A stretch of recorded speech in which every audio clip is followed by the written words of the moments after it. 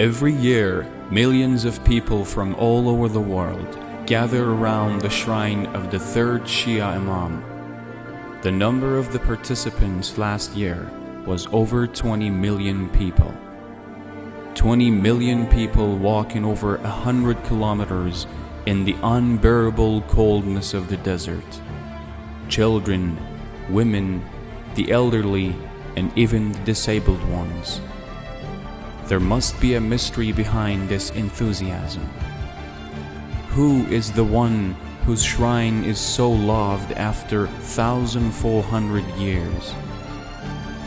What motivates people to do so?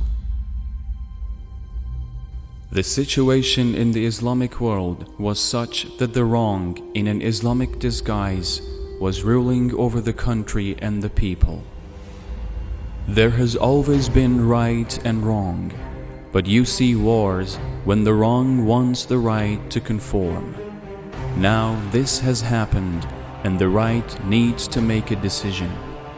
Hussein ibn Ali had only two options. The first was to turn a blind eye to the historical deviation like others and to ignore the wrong and conform to the distorted Islam. Second was to reject the wrong at any cost and expose this deviation for the rest of the time. Hussein ibn Ali went for the second option.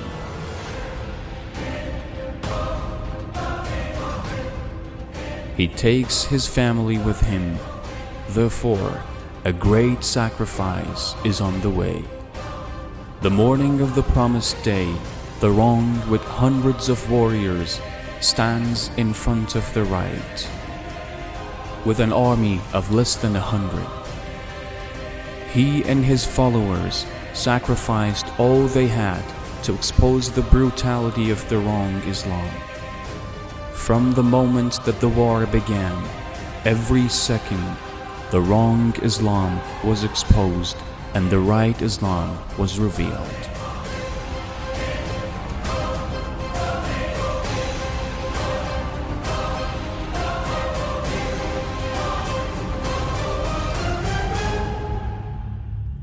They blocked the water on Hussein and his children.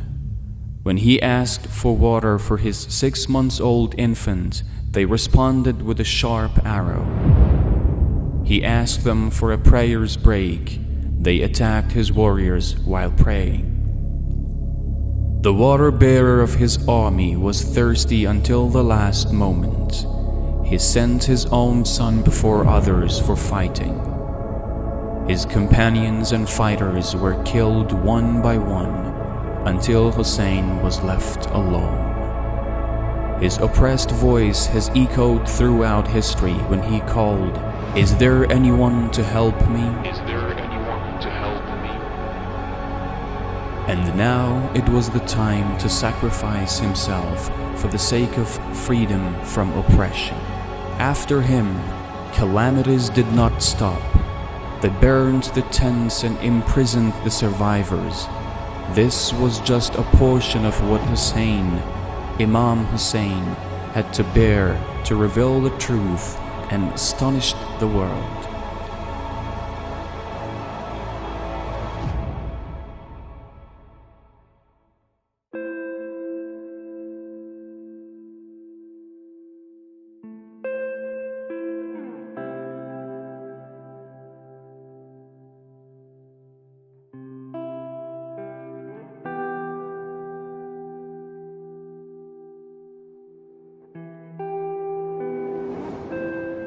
That is why every year a lot of people walk the long distance to Karbala with their children to mourn the 40th day of his martyrdom.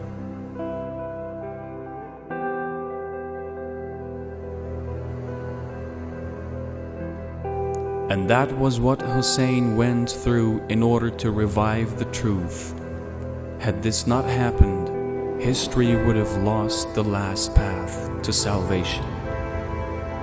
One may wonder why non-Muslims joined the 20 million man march for paying tribute to the reviver of the true Islam.